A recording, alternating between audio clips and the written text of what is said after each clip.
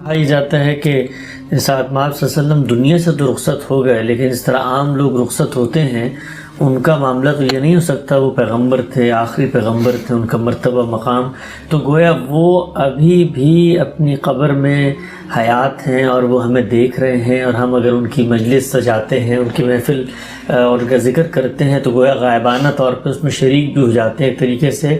حاضر و ناظر بھی ہو گئے اور اپنی قبر میں زندہ بھی ہیں۔ تو اس بارے میں قرآن کی کوئی رہنمائی ہے؟ قرآن مجید نے اس میں بھی سادگی سے وہ ساری چیزیں بیان کر دی ہیں، یعنی وہ بتا رہا ہے کہ اس دنیا سے رخصت ہونے کے بعد ایسا نہیں ہے کہ تم مٹی میں مل جاتے ہو، سبھی انسان ایک درجے میں زندہ ہیں۔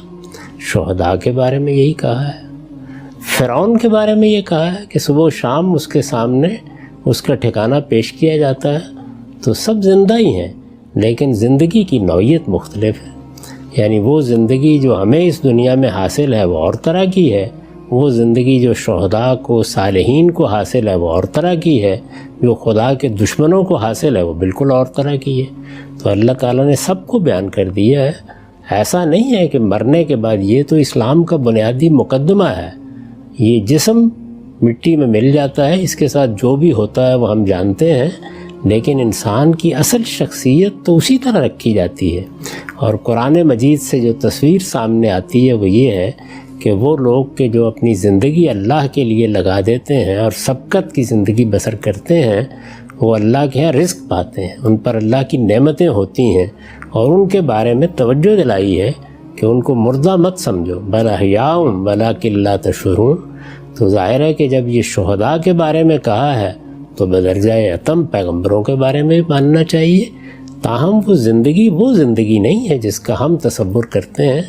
وہ اللہ کے ہاں ان شخصیات کی حقیقی زندگی ہے، اور اس زندگی میں کیا معاملات ان کے ساتھ ہو رہے ہیں اس کا بس ایک اجمالی سا تصور ہمیں قرآن میں دے دیا گیا ہے۔ ٹھیک ہے صاحب، آخری پہلو جو ضمن میں عام طور پہ زیر بحث رہتا ہے کہ رسول اللہ صلی اللہ علیہ وسلم کو علم غیب حاصل تھا، یعنی تمام کائنات کے علوم، ان کے جو مخفی راز ہیں وہ اللہ تعالیٰ نے آپ کے سپرد کر دیے تھے۔ تو رسول اللہ صلی اللہ علیہ وسلم کا جو علم ہے عام طور پہ ربیع الاول میں زیر بحث رہتا ہے کہ ان کے علم کی فضیلت اور نوعیت یہ تھی، تو قرآن مجید اس حوالے سے بھی کوئی رہنمائی کرتا ہے؟ بہت واضح طور پر یہ بتاتا ہے کہ وہ علم آپ کو دیا گیا جس علم کے ذریعے سے آپ نے اللہ کی ہدایت ہم تک پہنچانی تھی۔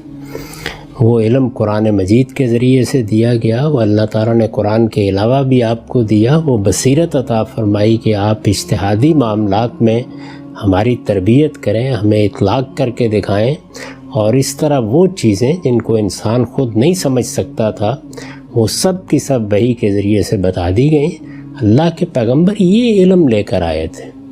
یعنی باقی علوم کا اس سے کیا تعلق ہے؟ یہ بات قرآن نے جگہ جگہ واضح کر دی ہے۔ ہدایت کا علم،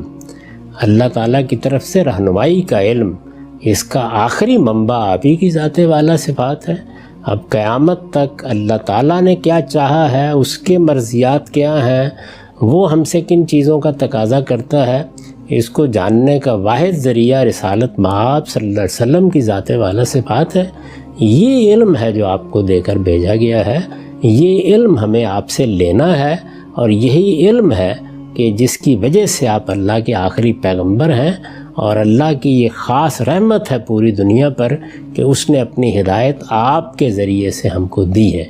باقی علوم فنون کا اس سے کوئی تعلق نہیں، اس میں تو خود رسالت مآب صلی اللہ علیہ وسلم نے،